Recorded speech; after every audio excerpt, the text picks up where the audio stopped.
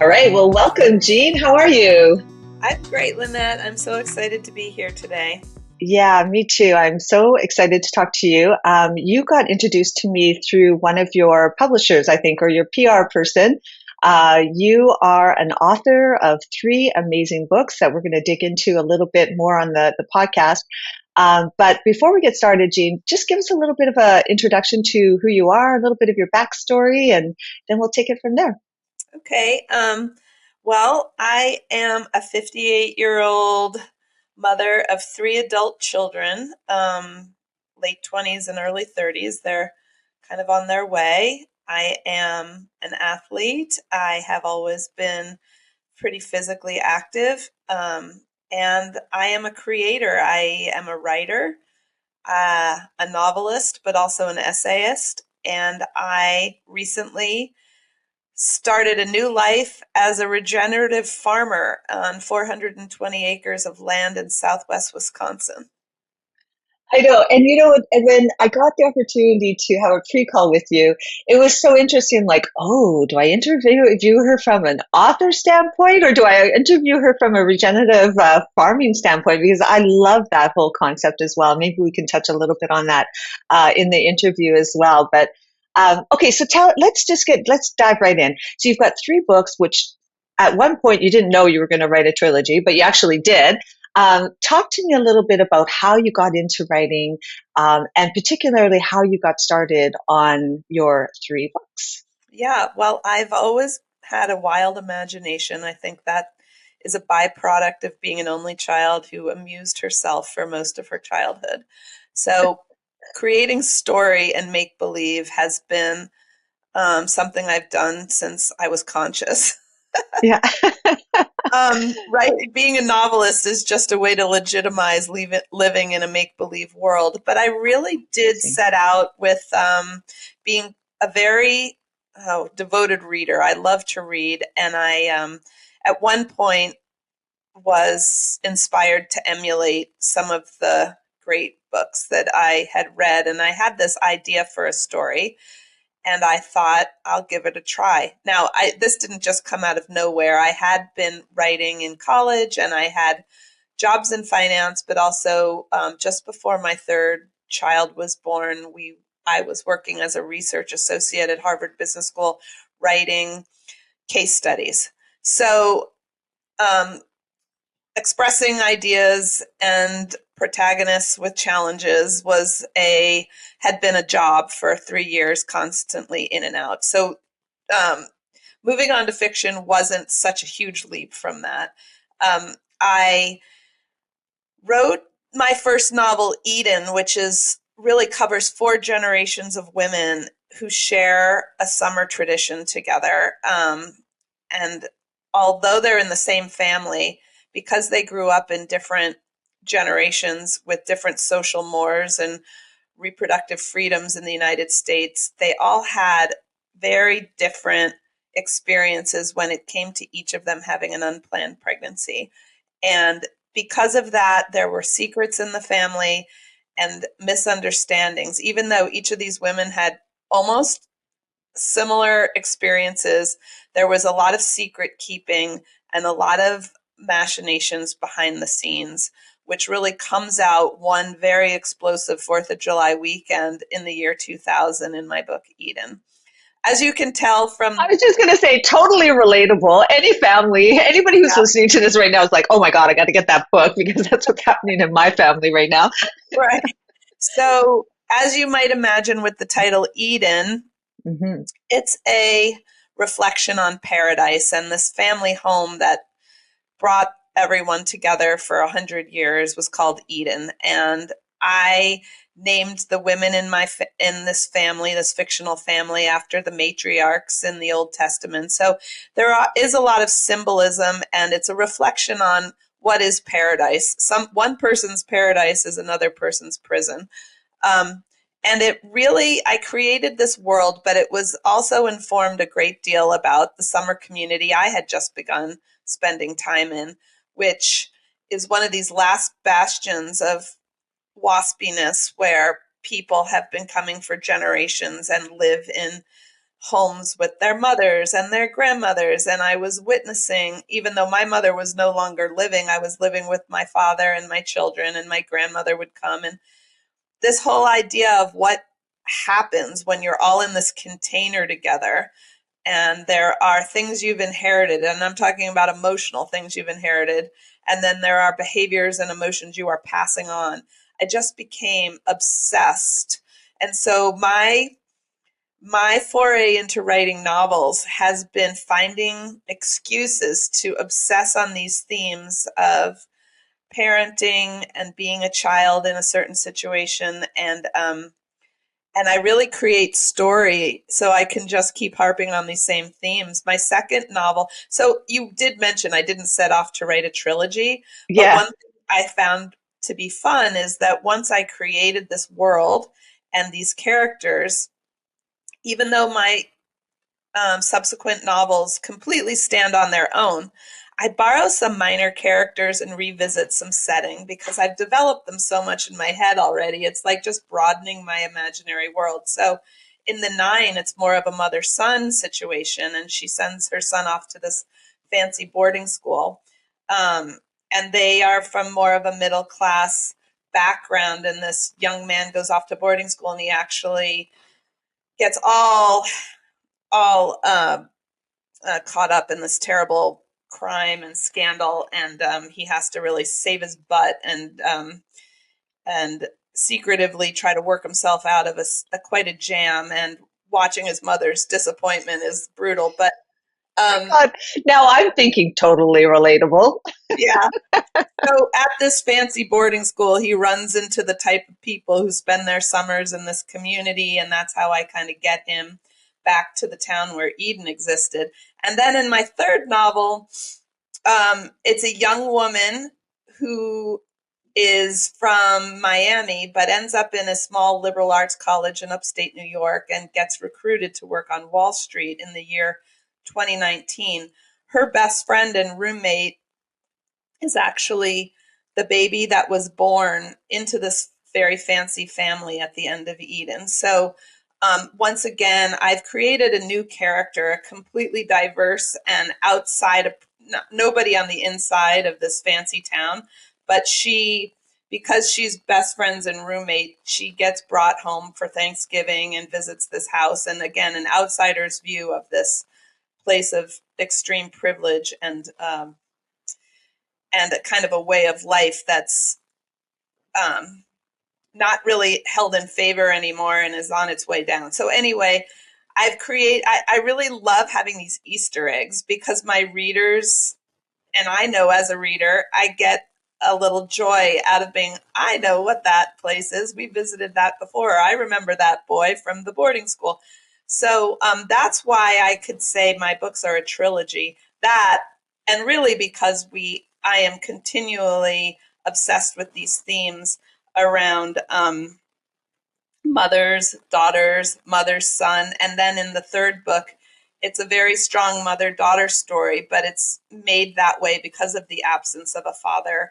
And my main character, Betsabe, makes choices that might be motivated because she's looking for a father figure in her life. I feel like you just gave me a brief outline of my life and my kids. Like it's just wild. So we've got Eden, which is the four generations of women living together, well, in the same community.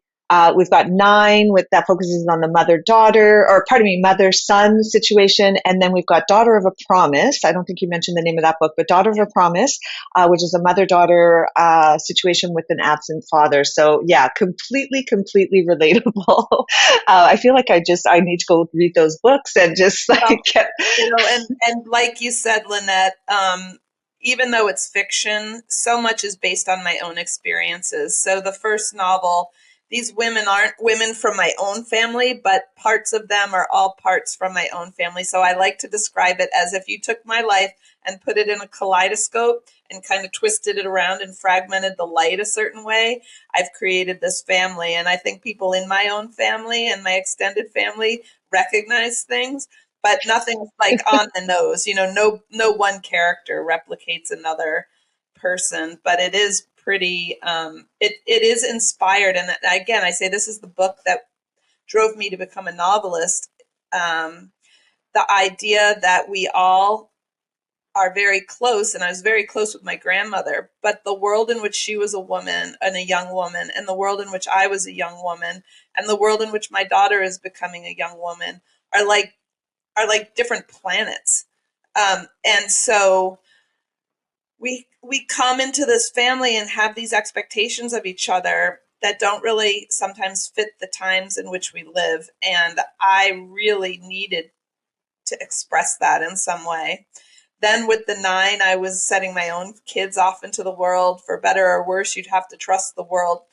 And yeah, it wasn't, and so there are ups and downs, and that means letting go. And so I was experiencing the need to have to let go and how to trust a world that turned out not to always be so trustworthy. And then with Daughter of a Promise, I've got this young woman starting off on Wall Street, which was kind of the crazy way that I started my career. I started on Wall Street, although I've described myself as this creative being who needs to grow things and write things. I started my life off in a world of number crunching.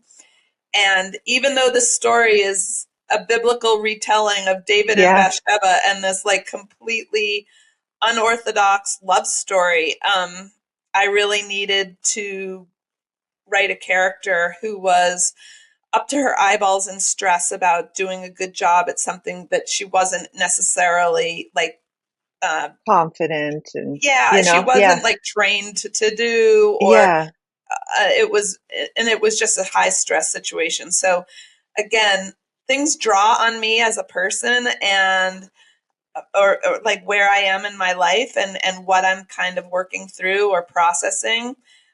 Um, so yeah, I think we talked earlier yeah. I was off just this gonna say, call. like, yeah. So, like, for me, to get ready for this interview, as you know, I did listen to some of your previous podcasts. There's no way I could have crammed 3 books in like less than a week. So I thought, okay, how do I handle this? And so I went and I listened to a bunch of podcasts, and the one podcast that I listened to was like where you were having a very good banter with somebody who was very biblical, who has like done a lot of his own writings. And I thought to myself, wow, that there's no way this woman, you, has written these books without having some of your own personal ahas or transformations along the way.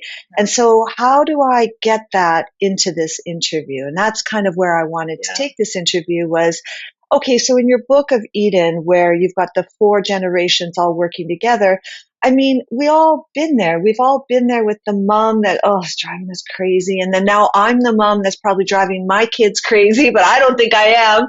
But, it's like, what sort of lessons, what ahas were you coming out with to, develop those characters and to develop the story of them yeah. together? Well, let me say 2 things. You referenced a podcast you listened to, I think, retelling Bible stories. It was Yeah. so just in case that hasn't come through for your listeners, I take inspiration from thousands of years old text, which is in the Bible. I'm not writing from a religious point of view, but more of taking those stories as some of our earliest plot and literature in Western civilization and showing that they're timeless. Obviously, our world is much different than it was a few thousand years ago, but when it comes to human relationships, disappointments, love, trust, needing to belong, needing to be respected. I don't know. These things really haven't changed. And so my No, inspiration from drawing from the Bible is to show that the human struggle is timeless. We have not perfected anything. In fact, as humans, we're just continually um, doing our best. And in my latest novel, Daughter of a Promise, I'm very closely paralleling the plot of this love story of David and Bathsheba, really to show that as men and women, and in a feminist light, we are still struggling with some of the same things we've always struggled with. So, just mhm, to explain that, So, And if I but can just say too there, like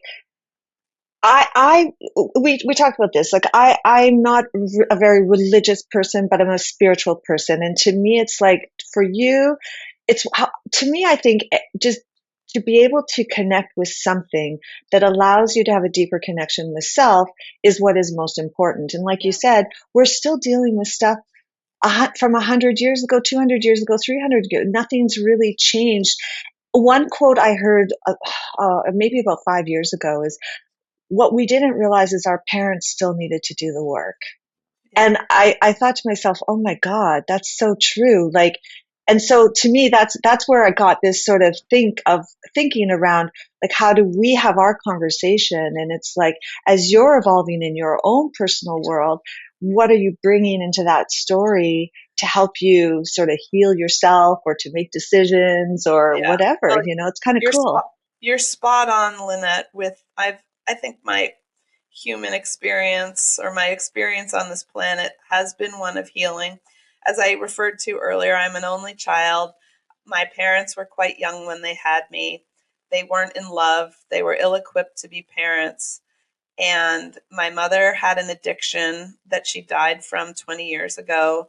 And my father has been or is a great man, but isn't necessarily like that into being a father. I would just say he's does his best. So enough said, people can Yeah. relate. We all have our wounds and we all have our burdens, but writing is has always been a way of figuring things out.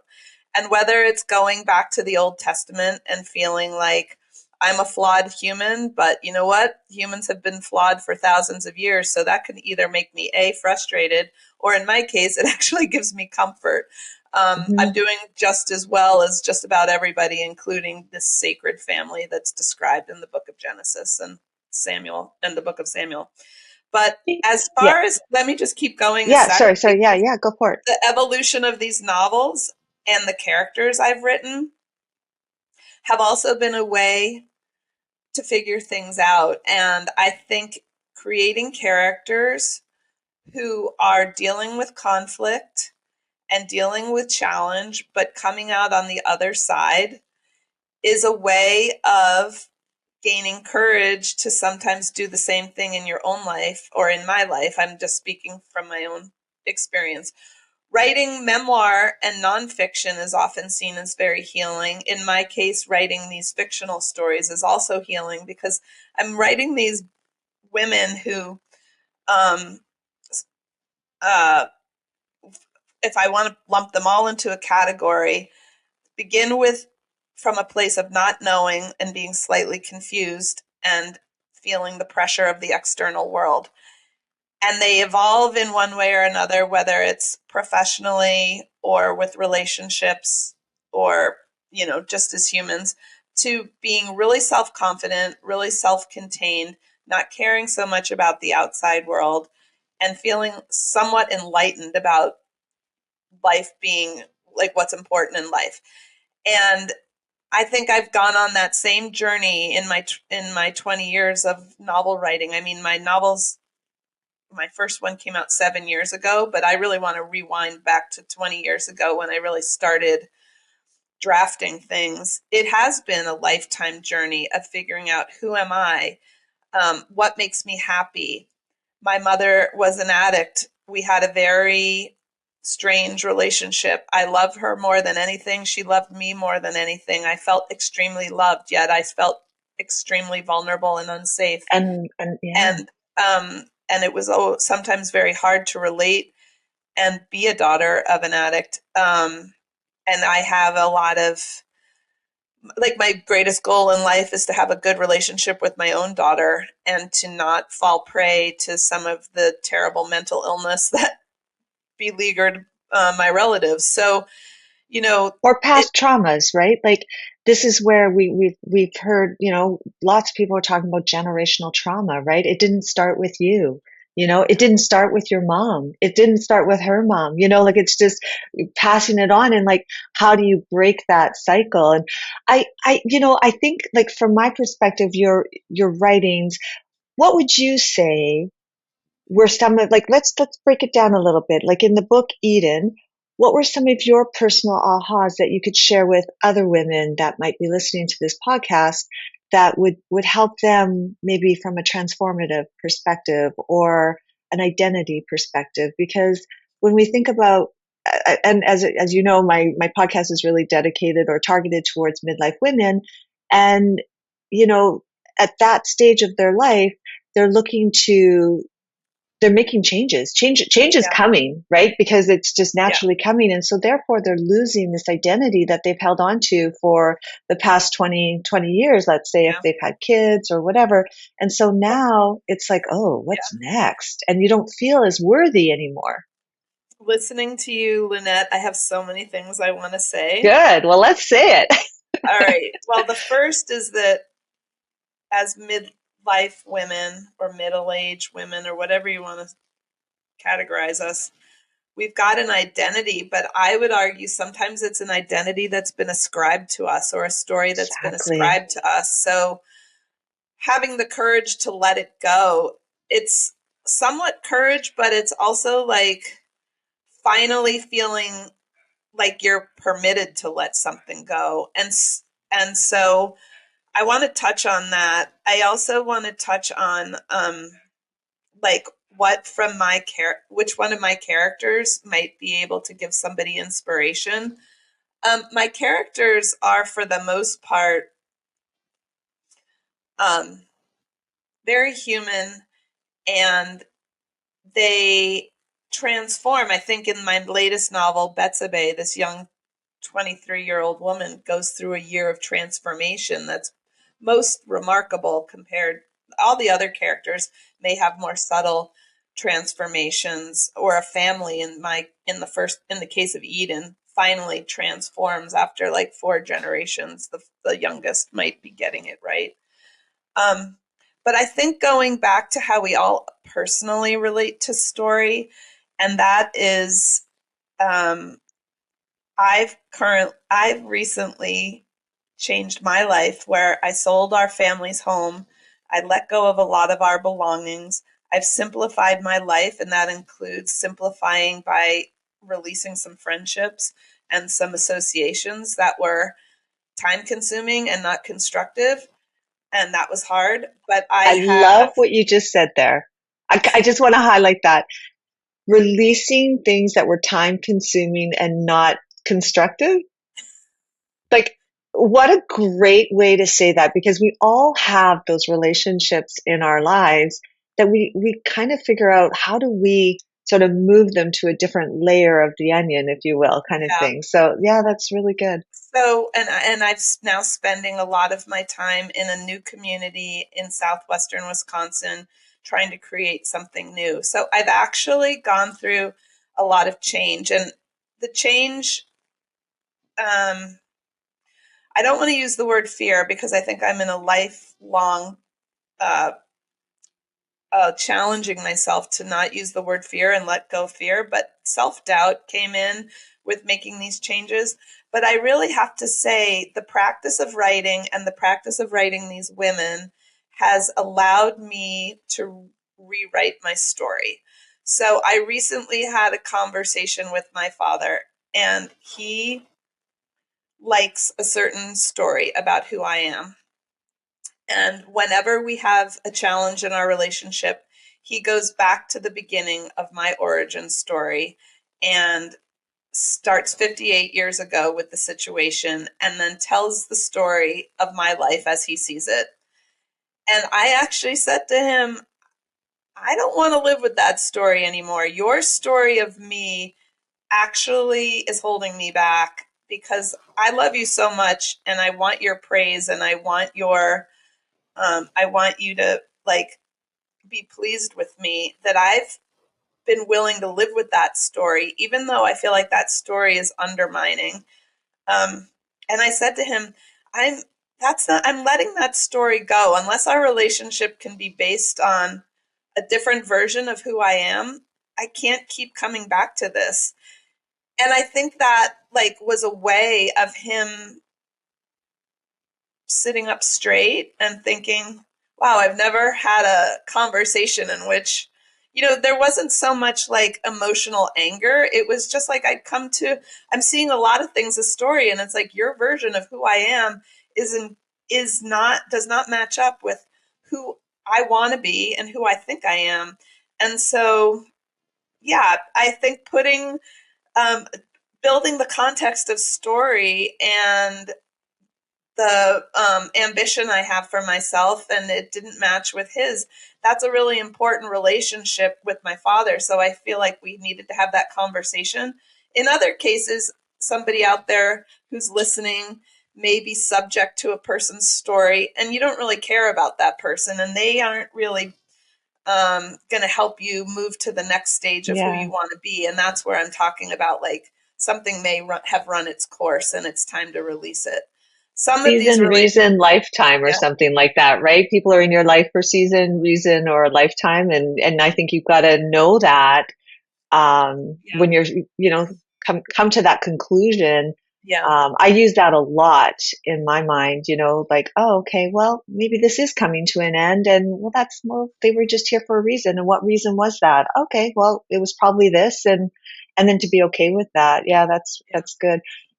I want to go back to where you said about your dad, and I don't want to, like, the courage to let it go, and then the character inspos, but when you told your dad, that's not me anymore.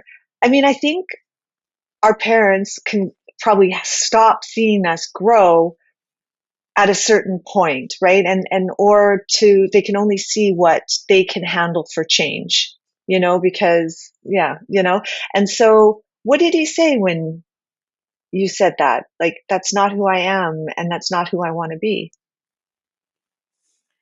Um, he's very thoughtful, and I think he listened, and I think he heard me, but I don't think he was expecting me to talk about our relationship in those terms. So I don't think he actually knew what to say, but he definitely respected that I said it and absolutely said, if my interactions with you cause you pain and discomfort, then certainly I don't want to be doing that. So it was a constructive way to broach.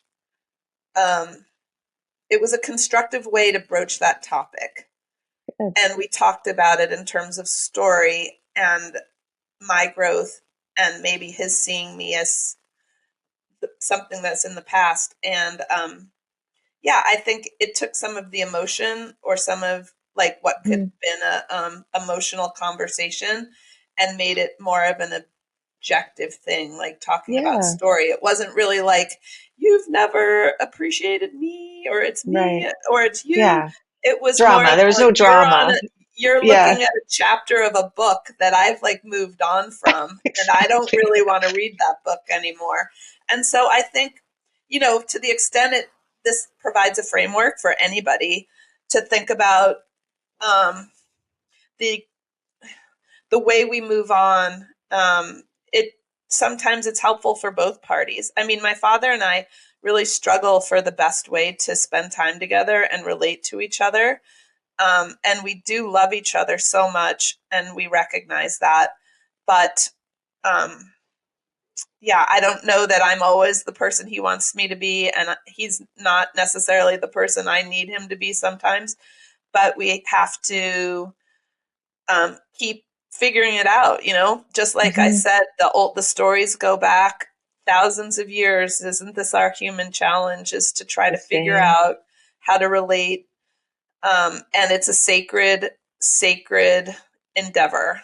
To give it Yeah. up is sometimes okay. To decide this just isn't working. This was too painful. This was abusive. This was this or that. That's okay. But there's also something about finding a way to be at peace with each other. And I think we're on our way there.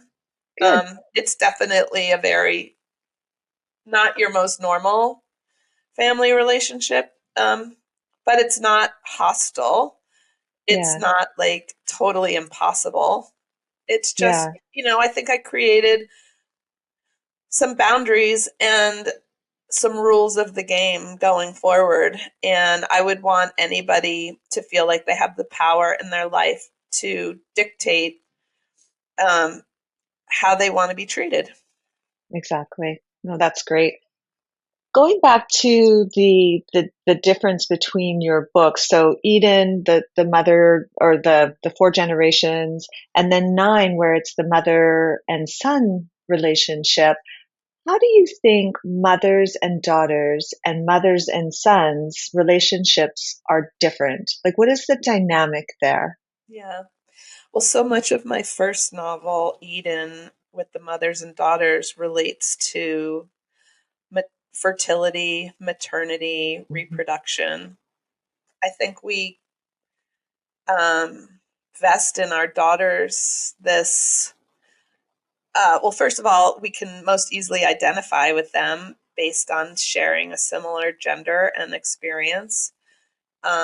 So I'll just stop there for a moment. And with my sons, I never had brothers, so this is my first experience with young men, and it's Okay. almost like being an anthropologist or just like trying to figure this out and saying to my husband, "Did you do that when you were his age?" Because this, so it's almost like, um, but I'd say that I don't want to have a cop out answer because I think one of my roles as a woman and a feminist has been to raise sons who respect the interiority of a woman, the complexity of a woman, um, and embrace their own femininity and have the permission to be emotional beings and caring, compassionate, empathetic beings. So, um, yeah, I went to Smith College and I remember there was a t-shirt when I was there back in 1987. There was one t-shirt of like Smith College 100 years of women on top, and then there was another t-shirt of when great men are made, Smith grads will make them. And so I do think that even with Daughter of a Promise, it's a constructed as a letter to her unborn son. There's this wanting to pass down wisdom, whether it's to a daughter or a son. But I Mm, will just say that my mother and I had a very fraught relationship. It had its ups and downs and really deep downs, but really great ups. And I guess I'm trying to have a relationship with my daughter that doesn't necessarily cross the boundary of, oh, we're friends and I'm going to share with you all this information. Um, I definitely think I want to be her mom and be her, like, we're so close, but as she gets older, I'm really meeting out what I'm going to share with her.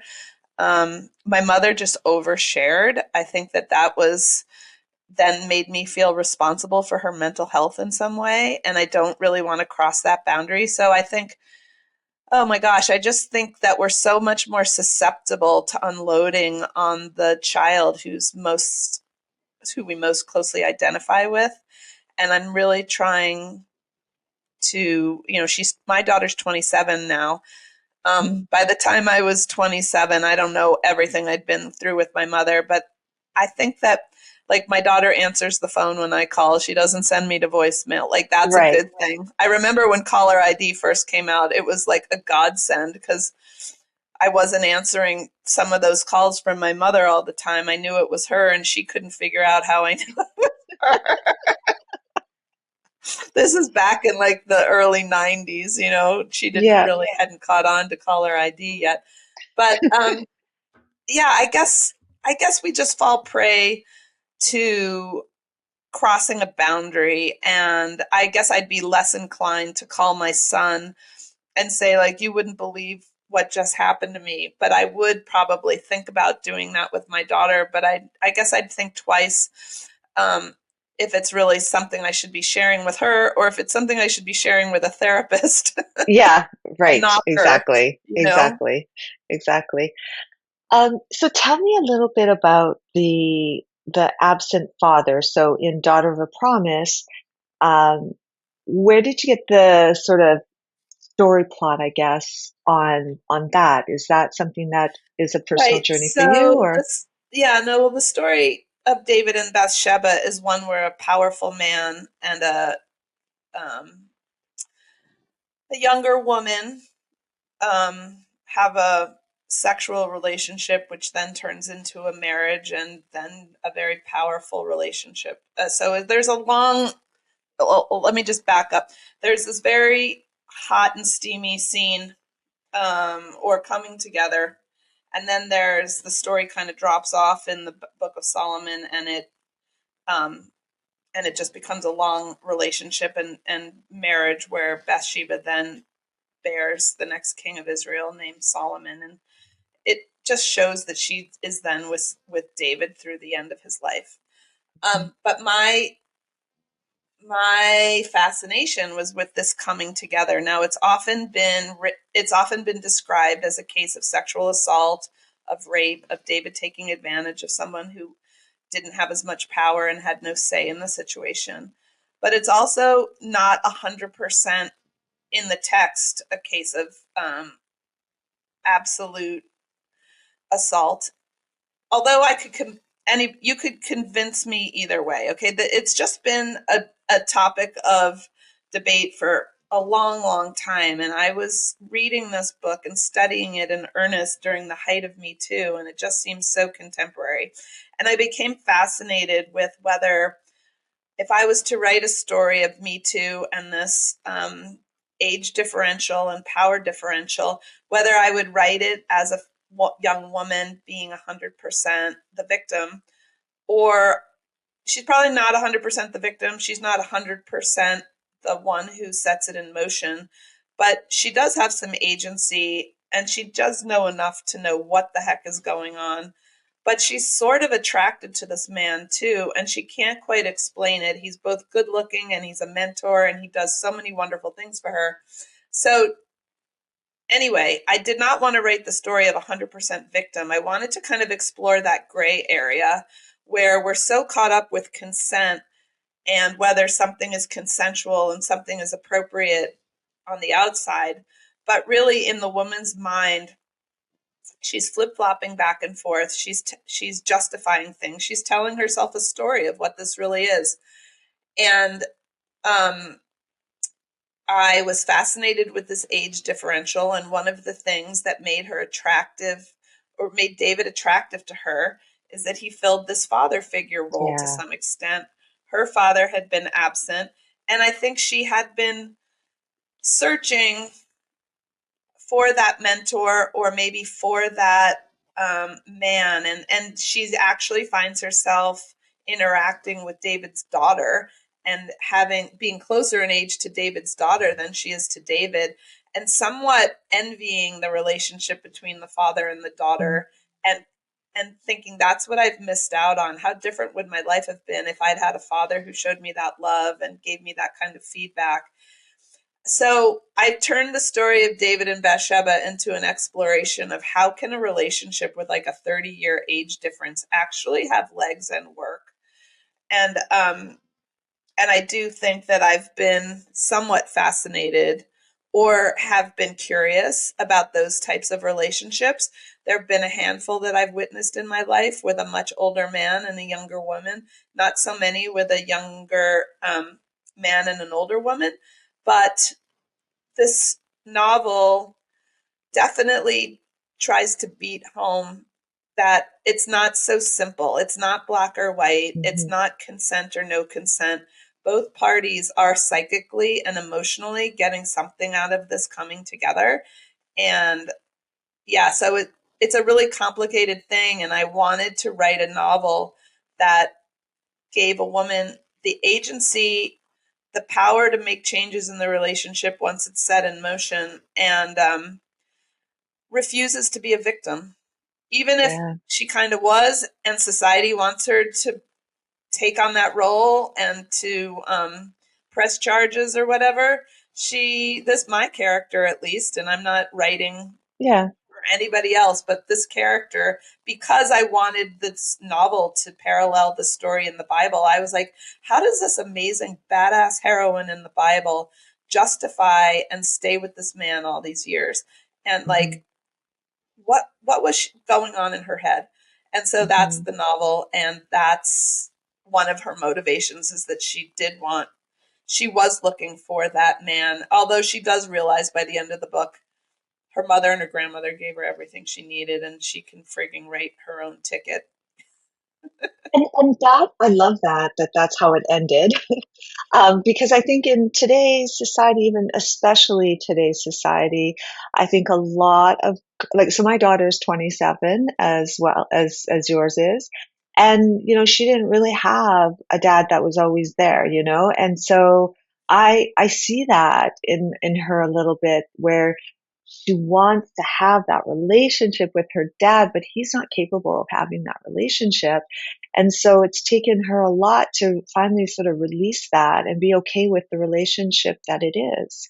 But I think we want to go back in time and try to change it all. And so, yeah, that's good. That's interesting that, even that character, maybe she even also realized that it's in her as well to, like, everything she needs is within her already, and that she got that, like you said, from her Yeah. mother and grandmother. So, Yeah, it's a very yeah. patriarchal assumption, and and as women, we've bought into this patriarchal assumption that Hmm. the, our mothers teach us how to be How to women, but our fathers exactly. kind of give us the feedback of whether we're successfully attractive or feminine, or we've kind of Yeah. gotten it right by either treating us like daddy's little girl, daddy's little princess, that whole thing. It's kind of screwed up, but it's a very much a patriarchal need for that feedback from an older man.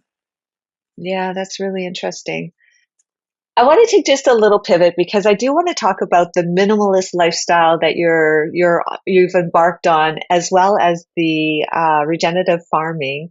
So, what was the final sort of thing where you said, you know what, we just got to get rid of this stuff. We've got, we're our energy is attached to these things.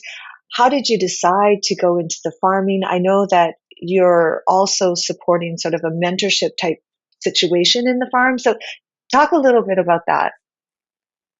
Well, I think a lot of people who are listening to this can relate. Um, I was extremely impacted by COVID-19, and uh, coming home from, like, we were traveling when the borders got shut down. We came home to this place in Rhode Island where we've always spent the summers, and it was the best place for us to all have our own personal space and be safe in this house. My in-laws passed away. As I said, my mother had passed away 20 years ago. My kids, um, once they could leave our little pod of sequestration, were like, get me the hell out of here. And they went back to their own lives in New York. And my husband, and I looked at him, I was like, this world is so screwed up. And we had so much trouble getting food, and people had trouble getting healthy food during COVID, and restaurants were going out of business, and farms were going out of business. And there were wildfires everywhere, and there was just racial unrest, and there were, George Floyd was murdered, and we watched this terrible situation unfold and watch protests in the streets. And it just felt like a moment where I felt like I could, when and if this freaking pandemic ever ends, I could go back to this very comfortable life I've created and write kind of in my bubble with my very intellectual writing community in Boston, and pursue leisure activities and travel as we get older. Or, like, we could use our health and our energy and our resources and try to do something. Maybe it'll make a difference, but maybe it'll just make us feel better because we're trying to make a difference. I don't know.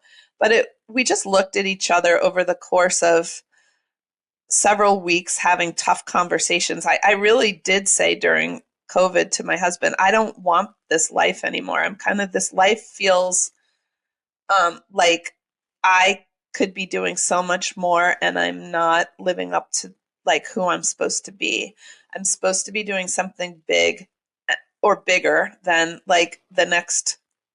I don't know. I don't want to sound awful, but it was. it just felt like we weren't living up to our purpose and up to our capabilities. And he was working really hard. So I don't want to say he wasn't. I mean, he supported our family in an amazing way, but he was also consulting to some of the country's biggest packaged foods companies. Okay. We just had this epiphany around food and food access and the environment. And we thought all of the things we do, whether it's travel or going to, charity galas or belonging to country clubs, like what if we started to take that and we just tried to do, like, we bought some land and we tried to grow food the way it was grown by Your grandma, our many, grandmothers. yeah, and Yeah. indigenous people and people of Yeah. color, people who didn't factory farm, people who were on the land way before we were. What if we try to return the land to that purpose? Why don't we first find some land, but then why don't we try to grow food that doesn't have chemicals all over it and try to repair the topsoil? And is it possible to get a crew of farmers that we can, give young people who want to be a farmer a chance at making it a career so that they're paid well and it's not Yeah. like slave labor? It's all was this dream from two people who were coming from a city and didn't really know the first thing about farming. But once we threw that idea out and we started talking about it and we started openly seeking for it, things were put in our path that were quite remarkable. One, an old family friend reconnected and said he'd always wanted to, well, that he was hoping to become a farmer after many years of working as a chef in a kitchen. And we loved this Oh, guy and we trusted him with everything, that he could actually be our representative on land when we couldn't be there. He introduced us to a small chain of fast casual restaurants in Wisconsin that wanted to be a customer, like, and have a proprietary farm from wow. which they got all their veggies. So that happened. We started spending a lot of time in Wisconsin, and this was just a little under 3 years ago. So we we started spending time there and fell in love with the area, and actually the most perfect piece of property just like presented itself to us when we were about to make an offer on another farm. This piece of property came on the market. It was actually the day my mother's the anniversary of her death, and I was getting all these signs like the right place is gonna come, and then there Yeah. that was. Anyway, this has been like a 2 year, and we're still like at such early stages, but investing in this land, really listening to what it wants to be. It's a very diverse 420 acres with wetlands, field crops, veggie fields, forest, pollinator habitat now we've put in. Wow. It's a project where we're going to be grazing more animals. We're currently got sheep and goats. Um, we're trying to create a little ecosystem. Going back to my For first sure. novel, we're trying to create a little Eden, right? Yeah, exactly. Um, so we'll see, but I think what we're doing, it's not one of these farms that's really scalable, but if we can make this grand experiment work, I think it's a replicatable model. It's really good for regional food systems, for building communities, building local economies, having communities have a really accessible and affordable way to buy delicious and nutritious food. We're repairing the soil, we're adding biodiversity to the land, we're paying a crew of 14 people a pretty good wage, three full-time managers on salary with benefits and a 401k, and Wow. then Amazing. a seasonal crew that makes a pretty good wage with an opportunity also for healthcare and retirement savings. So let's see if this grand experiment can work. It's not going to break even or become profitable for many years, but if it can become a sustaining enterprise, I think it's really the way farming has to be done in the future, unless we want to continue down this road of spraying and poisoning our Exactly. population. I No, mean, you've never exactly. seen so much cancer and autoimmune disease. You've never seen such malnutrition and Yeah, obesity. So it's a terrible, terrible situation we are in, both from a health point of view and an environmental point of view. And agreed. And Yeah. I just like the whole community aspect of it. I know I've met some people in the past who have built community gardens, so inner city, but they've got this plot where, together everybody has their own pod and they can go and they can, grow whatever they want in that particular pod. But it's less about, I think, the growing of the fruits and vegetables than it is about people coming together and using their hands and seeing stuff grow, and it just really becomes this community that um, I think as a society we need more of. We need to Yeah, feel like we belong. and I think more people need to try to interact with nature and the Absolutely. agricultural communities in which their food comes from. And So know if where their you food comes from, right, so if you're constantly buying food at the grocery store that's shipped in, like let's say you live in Boston and you're buying food that's coming from from Mexico and California. Arizona and Yeah, Chile and exactly. Arizona and California, you lose touch with what's in season and you're not Yeah, supporting your local farmers. And I think the more people can start tailoring their consumerism towards a more local regional food system, the less desperate we'll be in the next crisis, whatever that is, because you'll exactly. have a food source that's close by and you'll have a Yeah, farmer who hasn't gone out of business in your neighborhood. Um, absolutely. it's really about how are we going to sustain ourselves on this planet, especially the amount of water that goes into farming in some of these southwestern climates that are burning up and are losing water, sources of water. So, yeah, if you Yeah, just look in the long term and think about your own survival, if the next thing happens, it's like really make sure the farmers in your community are thriving, know what's in season, and just gorge on it when it's in season. And then for example, if you love blueberries, start picking them now and putting them in your freezer. And don't feel exactly. like in February you're going to buy the blueberries that have been shipped from halfway across the world.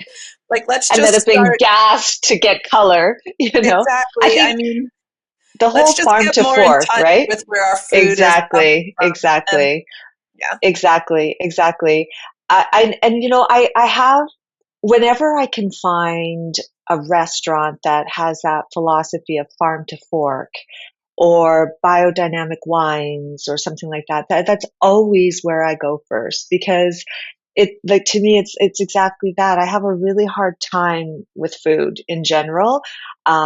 Just like, oh God, how was that made? I tried to eat single source ingredients, but even that, even some of my teas that I drink, I think, oh, I've picked the perfect tea. Well, if there wasn't just an announcement 2 weeks ago that that tea, particular brand of tea, is chock full of metals and just crap in it.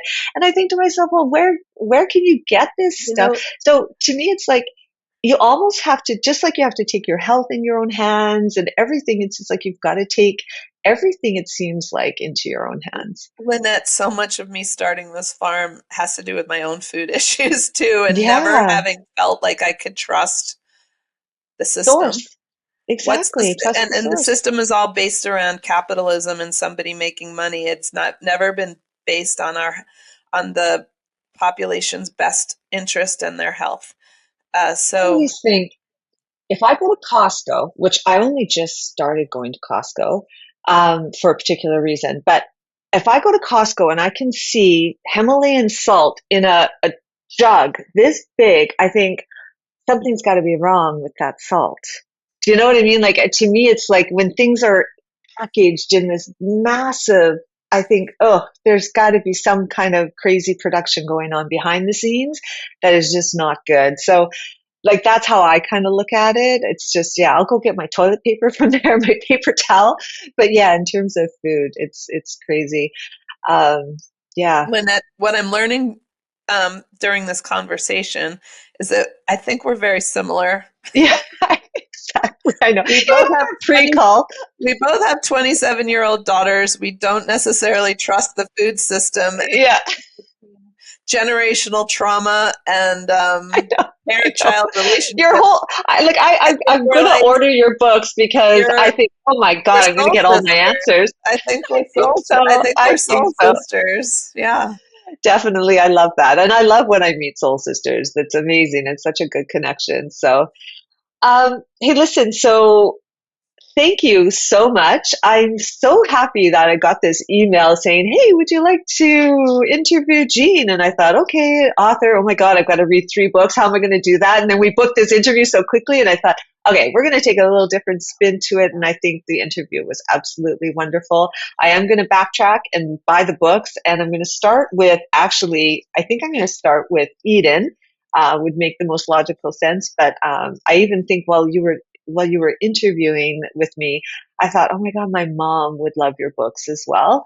So yeah, I usually read a book and then pass it on to her. So, but Jeanne, thank you so much. You've got a really interesting story. You're a wonderful woman, and it's great to meet a new soul sister.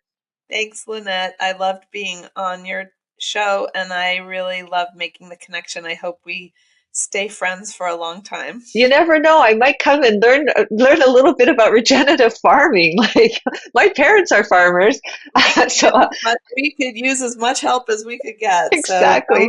I'm going on a holiday to Wisconsin. that's right. People will be like, "What?" It's really I mean, it's the best kept secret. It's the most beautiful place. So Awesome. Okay, well, I might just do that. So look out. All right, Jeanne, thanks. I will talk to you soon. thank you.